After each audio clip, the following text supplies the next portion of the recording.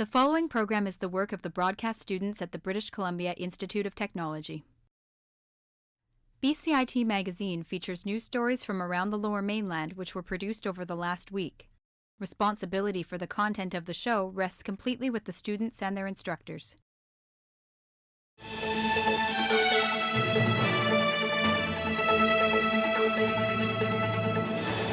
Today on BCIT Magazine, a new complex gives hope to Vancouver's street homeless. Vancouver pitches a Broadway subway line, but not everyone is on board. And diners on Vancouver patios get an extra hour as the curfew is extended.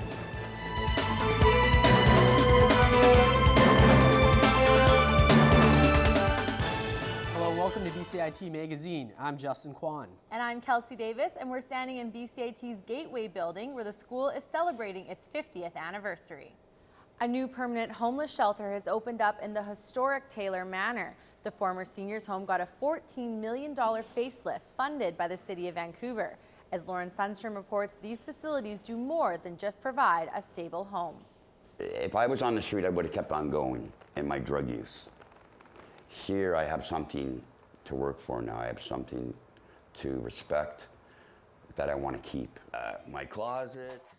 Ralph Guittard lives in a permanent resident shelter in downtown Vancouver that uses a harm reduction model. That means that residents are allowed to use drugs in their suites. He says having a permanent place to call home is helping him turn his life around. We still have, I still have my problems. Everybody does, but they're getting better and they're getting fewer. It's because I have this place. The new facility has just opened at Adinak and Boundary in the historic Taylor Manor building. It uses the same harm reduction model as Guittard's residence does. This will be the TV lounge. Facility manager Tony Corrigan says residents are only allowed permanent spots in the residence if they're willing to work on getting clean. All the tenants here that have moved in want to work on their recovery. That was one of the mandates that we had, that they want to work with us on their mental health and their addiction. Taylor Manor employs 2 round-the-clock nurses, and each staff member has a mental health background. Despite all this, people living in the neighborhood have concerns. Most people have a right to live someplace, but I don't think it's necessarily the best place to be, in a park like that. Not going to put it in a rich person's neighborhood, are they? Point Grey? Point Grey Mental Health Center. I love my place. As for Guittard, he has plans for the future. I'm on disability, and I want to get myself into something where I can, give a little something back to the community, because I've always taken from the community, you know what I mean? And thanks to another private donation to the tune of $30 million, it seems Taylor Manor will continue to run for years to come. Lauren Sundstrom in Vancouver for BCIT Magazine.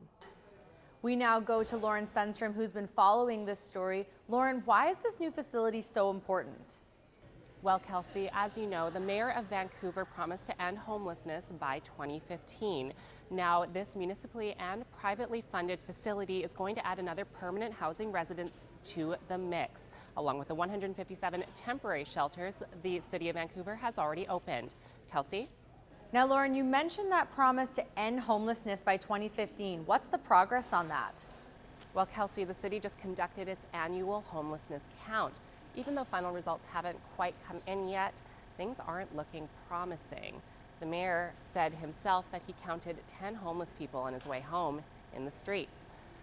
Now, the results last year showed around 1,700 unsheltered and sheltered homeless people in Vancouver.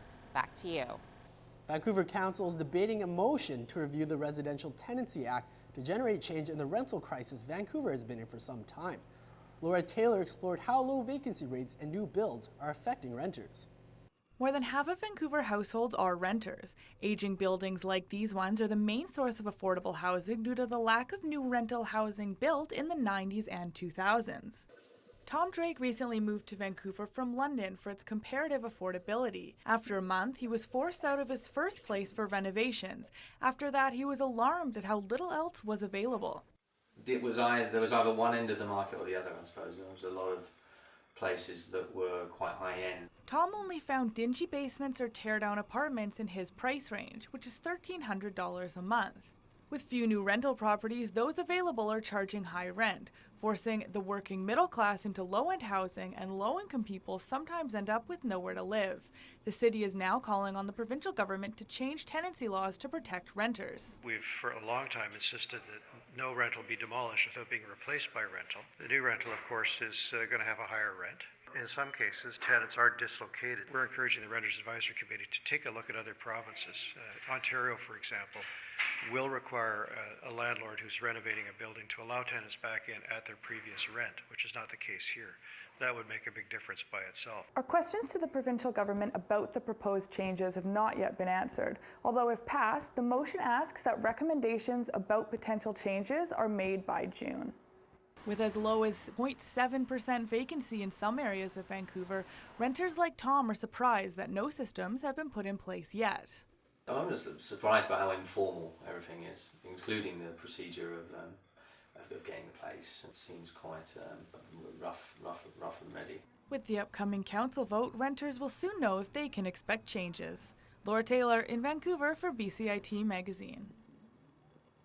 With warm weather on the way, it's almost patio season on the coast. And in Vancouver, diners can celebrate a little later this year.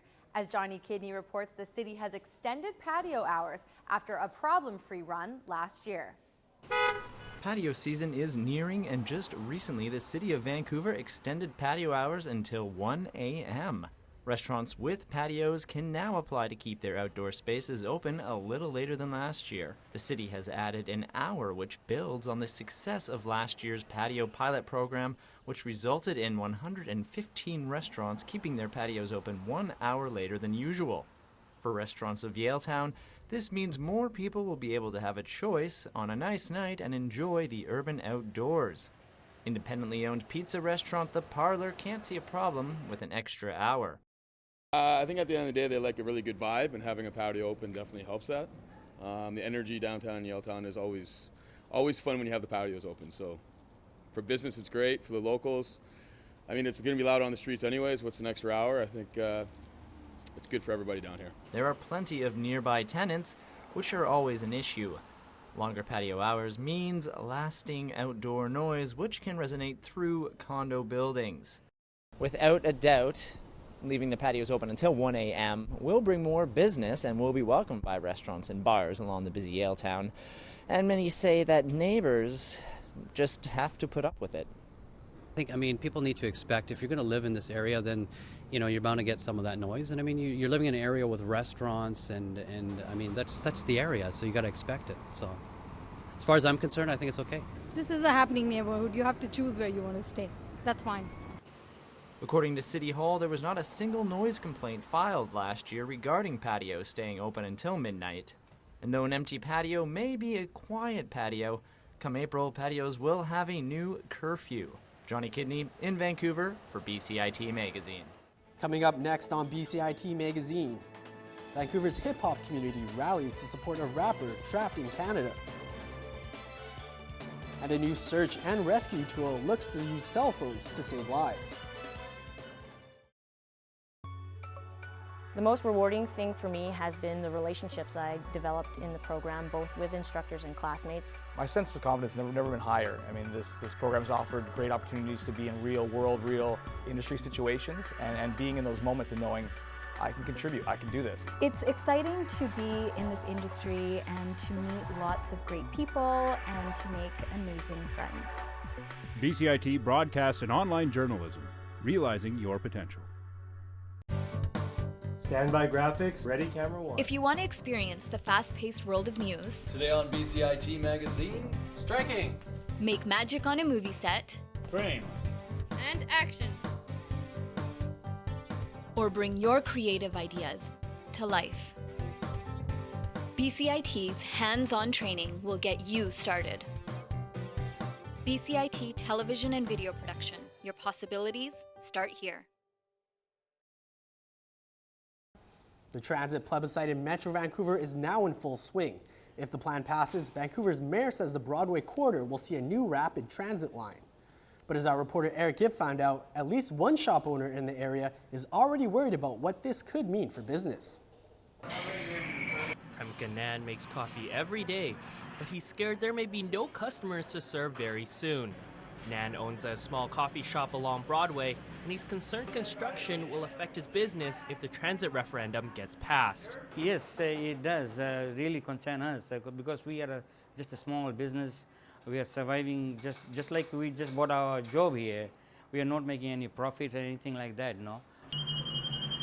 Part of the city's proposed upgrade includes a rapid transit system along Broadway from Clark all the way to UBC, similar to the SkyTrain line along the Canby corridor. However, when the Canada line was being built, parking along Canby Street was virtually non-existent, causing many of these shops to lose a lot of business. Owners are worried the proposed project could have similar consequences in their area. 5-6 years ago, when the Canby corridor was, they're putting the transit system there, a lot of businesses, they closed down there. And I think people, they have sued the government. I don't know whether they were compensated or not. So we just want to know if we're going to be compensated or not. In a statement released by the Mayor's Council, it says, "We are determined to bore a tunnel and not use the cut and cover method. It will not have the same disruption as it did on Canby." The government says they are waiting for the transit referendum to be passed before they announce further plans, so Nan can continue to brew his coffee without worrying about his customers. Eric Gibb in Vancouver for BCIT Magazine. We go now to Eric Gibb, who's been following the transit story for us. Now, Eric, the Broadway corridor hasn't been the only issue in the vote this week, has it? No, it hasn't. There have been two issues that have arisen this week. One, there have been reports that ballots have been turning up in the trash at some apartment buildings. Now, Elections BC has reassured voters that they shouldn't worry about fraud. And two, students want more options to register for the vote. Students move more frequently, so they want more options on how to re-register to get their ballot. So, Eric, it sounds like there's been some real confusion going around about registering to vote. Yes, it does. Elections BC says you should have received your ballot by the end of this week. If you haven't, you're either not registered or registered at the wrong address. If that's the case, they say you should visit them online. Elections BC requires you to be a resident of BC for 6 months and need to live in Metro Vancouver to receive your ballot by the end of April. Back to you. This week, the local hip-hop community organized a benefit concert for Los Angeles rapper Jay Swift, who has been stranded in Canada while he battles deportation orders from the United States. Reporter Corey Correa has more. Los Angeles rapper Jay Swift came to Vancouver 2 months ago for a performance with his band The Far Side, but because of a drug conviction in the U.S., he was denied entry back into a country he has called home since the age of 2, and now faces deportation to his birth country, Spain. So they tell me about this show January 14th. And I'm like, all right, cool. It's one night. I'll bring 2 pairs of pants, 2 boxers, 2 shirts, my toiletries, do it and come home. And when I get to the airport, customs tells me you can't come in. And I said, what are you talking about? He said, you abandoned your appeal. Okay. So I abandoned my kids for $1,000. He's dealing with court proceedings there. They haven't been resolved. He was under the impression that he was able to enter the States again despite the U.S. proceedings. And certainly he was able to do that after his European tour. This time he decided to come up to Canada, which he's never also had a problem with doing in the past. Unable to work in Canada and faced with thousands in legal fees, the local hip-hop community organized a benefit concert for the influential rapper and producer.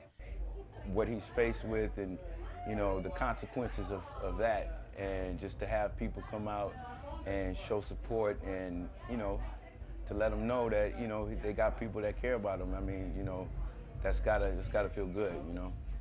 I can't even tell you, you can't write this stuff. It's overwhelming. It's humbling because these lawyers, man, I'm telling you, it costs, you know. But I'll do whatever it takes, but they're worth it. And I'll do whatever it takes, you're right. I'll do whatever it takes to get home to my children. Next up for Jay Swift is a deportation hearing at the end of March. In the meantime, he is staying with friends in Coquitlam. Corey Correa in Vancouver for BCIT Magazine. Hiking weather has arrived, and that means local search and rescue teams are gearing up for another busy season. But thanks to a new device for smartphones, Coquitlam Search and Rescue are able to locate missing people with greater accuracy. My co-anchor Kelsey Davis has more. We're within this circle If I switch it to satellite view, it's got us. That's the tent we're in there. This is Coquitlam Search and Rescue's newest life-saving service. So long as a missing person's phone GPS is activated, search and rescue are able to pinpoint location with incredible. So I really call it a service. So I log into my side of it and I send a link to you. I can send it by email or by text, but most often I send it by text. That works great because if the phone's off to save batteries and they turn it on, the text will come in and they'll say, this is from Coquitlam Search and Rescue, click on this link. They click the link, it loads the web page, and inside the web page is some script that will activate the GPS, and then it pushes that location back to me all in one step. The service was developed by Michael Coyle, a software developer and 15-year Coquitlam Search and Rescue volunteer. Already, the Coquitlam Search and Rescue has used the service successfully. They didn't know where they were. I believe they reported that they were on Pitt Lake. And I pinged the phone, and it showed me with 5-meter accuracy again. It's about as good as you're going to get right where they were. While it's not a flawless system, Coyle says it is a great aid for rescues. If you're out of service, it's not really going to work that well. It does rely on you being in service. With spring officially here and people beginning to venture into the great outdoors, Coyle has an important safety tip for hikers. Call for help early. So that's my advice around the phone. Turn it off, keep it off all day, conserve the battery life. Good reminders so all hikers are able to reap the rewards of their hard work. Kelsey Davis in Coquitlam for BCIT Magazine. And to the water, where rescuers were also busy this week. The Coast Guard rescued 3 people Tuesday from a boat at risk of slamming into a reef near Cortez Island. Officials say no one was hurt and the boat was towed to shore. Coming up next on BCIT Magazine, UBC's varsity women's softball faces the end of an era. And a new food trend could soon become the toast of the town. A defining moment for me was when I finished my first internship and got lots of really great feedback from industry professionals. I would have never imagined I'd be walking into the floors of TSN and thinking, I'm not a student anymore, I'm here to work. I will be starting a job with an investigative news program in Toronto, and I'm really excited to see that grow into what will become, hopefully, my dream job. BCIT Broadcast and Online Journalism, putting you to work.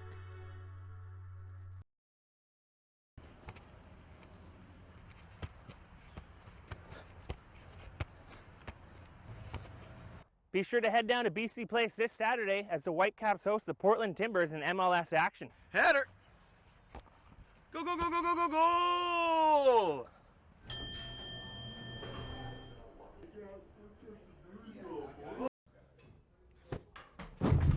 Need a little bit of fun in your life? Don't forget International Pillow Fight Day. It's Saturday, April 4th at the Vancouver Art Gallery from 3 till 3:30. It's free, but don't forget your pillow. This Thursday marked the 100th anniversary of Vancouver's first and only Stanley Cup. The Vancouver Millionaires hoisted hockey's holy grail in 1914. The Canucks donned the vintage jerseys to celebrate the victory. The UBC Women's Softball team is nearing the end of their final season as a varsity sport, but softball seems to be the last thing on their minds. The team has filed a lawsuit against the University of British Columbia, claiming the institution discriminates based on gender. Our reporter Ty Clark has the story. It is a dismal day both on and off the field for the UBC women's softball team. Lacking any training space to call their own, the women's softball team shares its baseball field and batting cages with the men's team. But sharing a facility seems to be the last of the women's softball team's worries now, as they're holding on to their final days as a varsity sport for the university. In a move made last year, UBC decided to keep the men's team varsity, but axed funding for the women's team, dropping them to club status. It's definitely not fair. I think we play a lot more games. We do pretty well. It's not fair that we got cut. They didn't. This dark, rainy day may be indicative of the UBC women's softball season. As they enter the final stretch of the season, 10 games below 500, some of the darker days may actually be in front of them. The UBC women's team is filing a lawsuit against the University of British Columbia, who has pledged over $300,000 to fight the case. In this article written by the Province newspaper, editorialist Tony Gallagher points out that even a fraction of the money spent fighting legal fees would have had a detrimental impact on the team's future. But in the meantime, the lengthy legal process has hindered the softball team from finishing their renewed application to the National Association of Intercollegiate Athletics.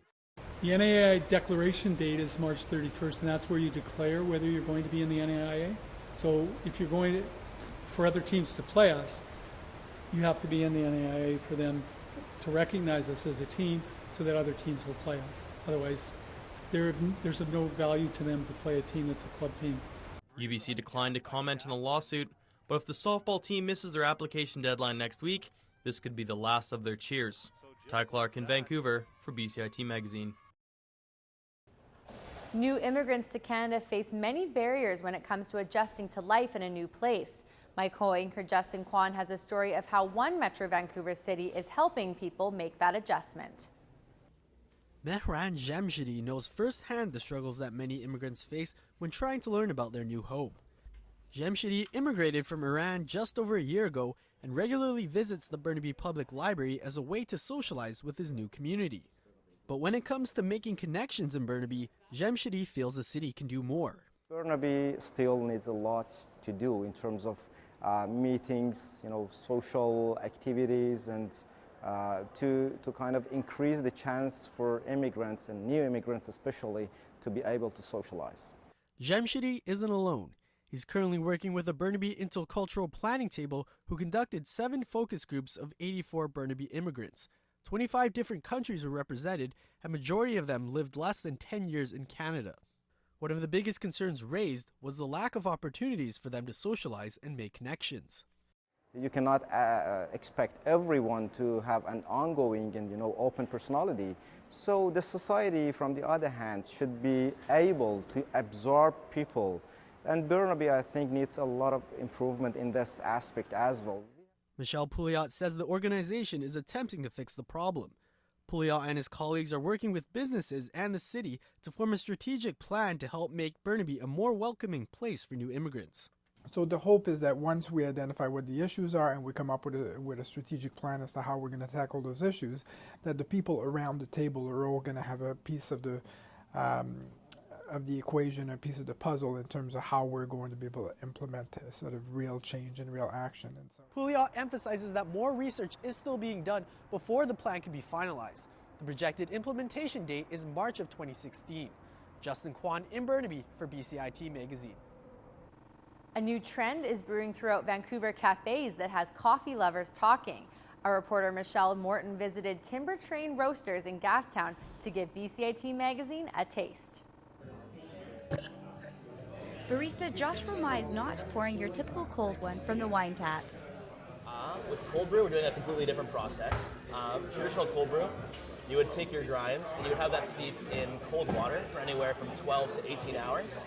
So cold water doesn't react quite as harshly as hot water. So you're not getting the acidity or anything that you would get in hot coffee. The brew is then transferred to a keg and then is pulled with nitrogen to eliminate air contact, making it last longer. So basically, as you're pulling the cold brew, the nitrogen is going into the tank, so there's no air contact. The nitrogen is filling the tank wherever the coffee was, and then you're pulling that together into your glass. I mean, similar to pouring beer. Okay, so you pour it like a beer? Yeah, so you have an angle, start pulling, yep, exactly. A little lighter, back it up a little bit, you don't want to get too much gas in there. Perfect. Can I do it for a first timer? Perfect. Oh, a little hard, bring it back a little bit.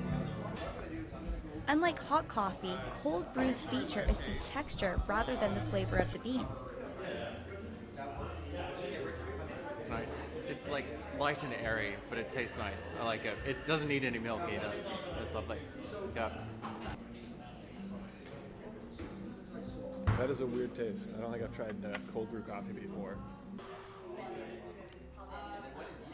I would say this is the illegitimate love child of iced coffee and Guinness. Michelle Morton in Gastown for BCIT Magazine. Toast. Most people think of it as a comfy kitchen staple. But in a foodie city like Vancouver, where buzzwords are fresh, local, and craft, it's taking on a new meaning. Simon Little has a story of how toast is going from comfy to classy. Artisan toast, fresh-made bread served with various fresh or homemade ingredients on top. The idea made a big splash when it turned up in San Francisco last year, and now it's made its way to Vancouver. Is it an expensive food fad, or is it the next craft beer? I'm here at Nelson the Seagull in Gastown to find out which side the bread is buttered on. The key is the ingredients. Here, they specialize in sourdough bread baked in-house. People love the bread. I mean, it's surprising because we initially started just as a cafe that baked his own bread, and we were primarily focusing on coffee.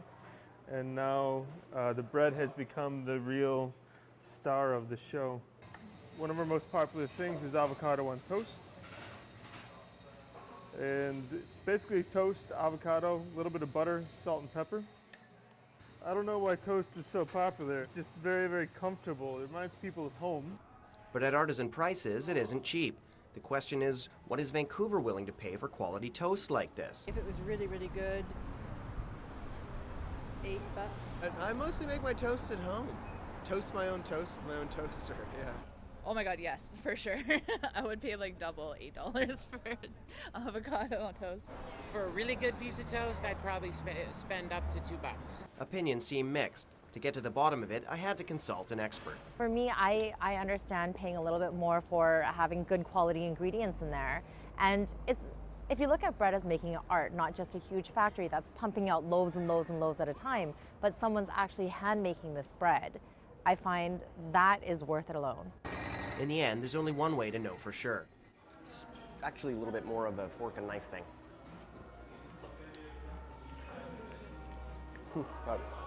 That is actually really, really good. Whether you'll agree is up to you. Simon Little, getting toasted in Vancouver for BCIT Magazine. If you have any questions or comments regarding this program, please visit us online at bcit-broadcast.com or bcitbroadcastnews.ca. I'm Kelsey Davis. And I'm Justin Kwan, and that was today's BCIT Magazine. Thanks for watching. We leave you now with a view for Vancouver's Commercial Drive.